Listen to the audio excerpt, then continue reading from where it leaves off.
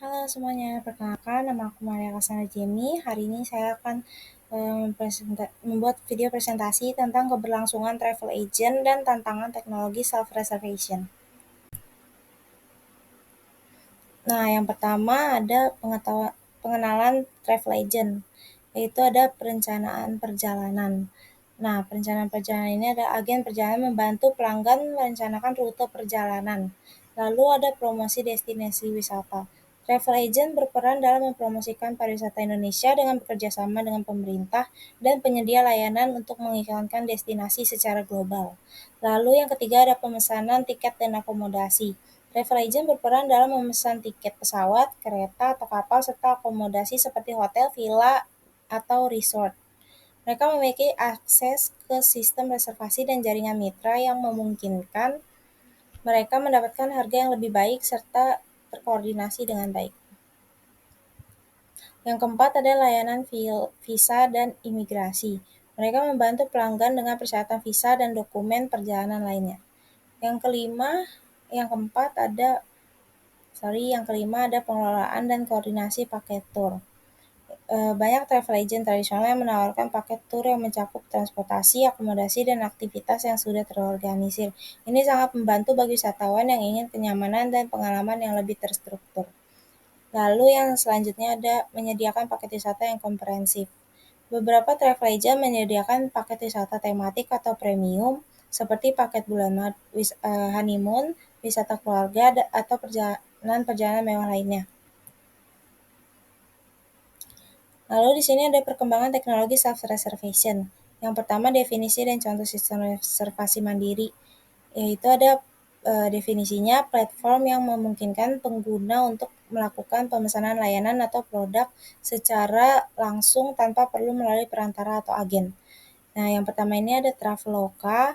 Traveloka adalah contoh sistem reservasi mandiri untuk tiket pesawat dan hotel. Lalu ada Booking.com adalah platform online yang memungkinkan pengguna untuk mencari dan memesan hotel, apartemen, dan akomodasi lainnya secara langsung. Lalu ada Airbnb. Airbnb adalah contoh sistem reservasi mandiri untuk akomodasi ramah rumah atau apartemen sewaan.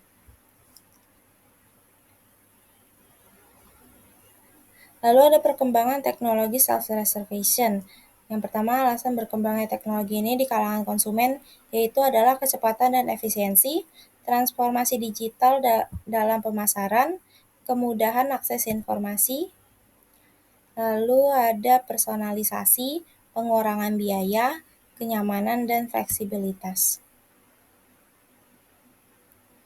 Lalu di sini ada manfaat teknologi self-reservation. Yang pertama, keuntungan bagi konsumen, yaitu kemudahan akses. Konsumen dapat mengakses platform reservasi dari berbagai perangkat seperti komputer, tablet, atau smartphone. Lalu ada fleksibilitas waktu.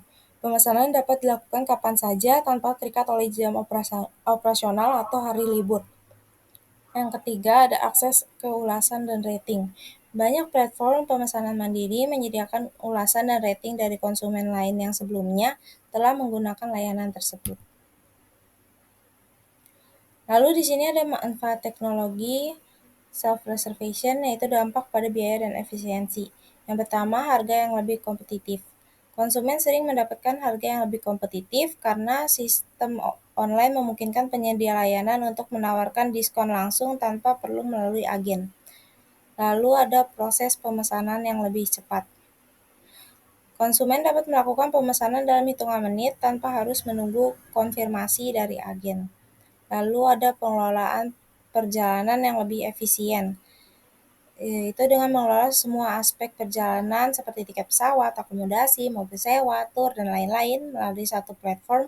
Konsumen dapat memanfaatkan pembelian bundle yang seringkali lebih murah daripada membeli setiap layanan secara terpisah. Lalu contohnya ada Expedia atau Traveloka yang memungkinkan konsumen untuk memesan paket lengkap yang mencakup penerbangan, hotel, dan mobil sewa dalam satu transaksi dengan harga yang lebih murah. Lalu ada dampak pada efisiensinya, yaitu konsumen bisa merencanakan perjalanan mereka dengan lebih efisien karena mereka tidak perlu mencari dan memesan layanan yang berbeda secara terpisah, Semua dapat dilakukan dalam satu aplikasi atau platform yang menghemat waktu dan mengurangi kerumitan.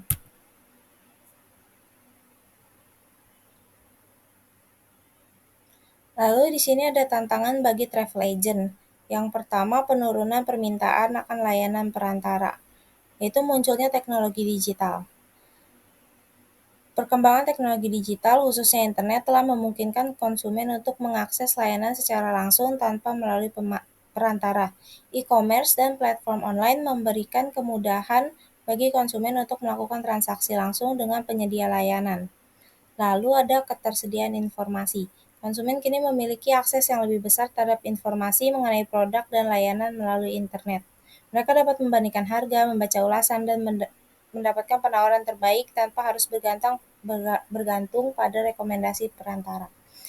Lalu ada transparansi harga dan pilihan. Dengan adanya transformasi harga, konsumen akan mendapatkan informasi yang terbuka dan jelas tentang harga dari suatu paket wisata yang akan mereka beli. Lalu ada kebutuhan untuk beradaptasi dengan teknologi baru, yaitu pelatihan dan pengembangan. Investasi dalam pelatihan karyawan untuk menggunakan teknologi baru, ini bisa berupa kursus, workshop, atau program sertifikasi yang fokus pada teknologi terbaru dalam industri pariwisata. Lalu ada memonitor tren teknologi, selalu mengikuti tren teknologi terbaru di industri pariwisata agar tidak tertinggal. Lalu ada meningkatkan pengalaman pelanggan. Teknologi memungkinkan perusahaan untuk lebih memahami kebutuhan dan preferensi pelanggan melalui analitik data.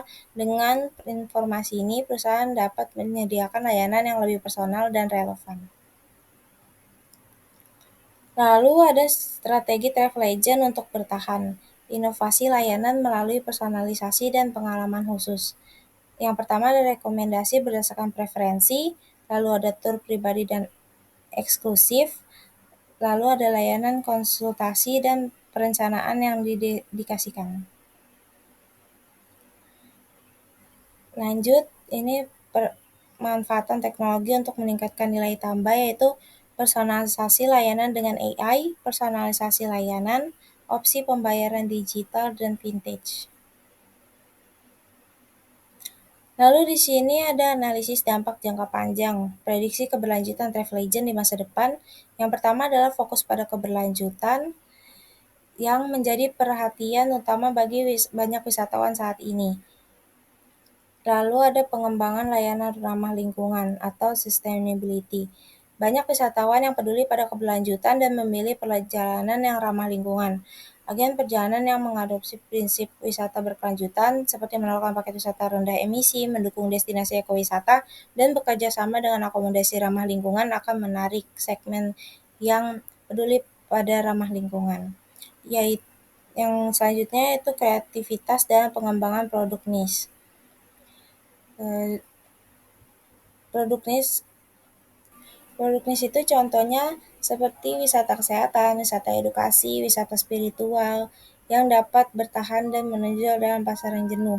Nah, produk niche ini biasanya dibeli oleh orang-orang yang ingin meningkatkan hobi mereka. Lalu di sini ada analisis dampak jangka panjang, yaitu implikasi teknologi ini pada ekosistem pariwisata secara keseluruhan. Yang pertama, pengalaman konsumen yang ditingkatkan. Itu teknologi seperti VR, AR, dan aplikasi mobile meningkatkan pengalaman wisatawan dengan menyediakan informasi real-time, tervirtual, dan layanan berbasis lokasi. Lalu yang kedua ada kemudahan akses dan perencanaan perjalanan. Yang ketiga ada keterlibatan sosial dan berbagai pengalaman.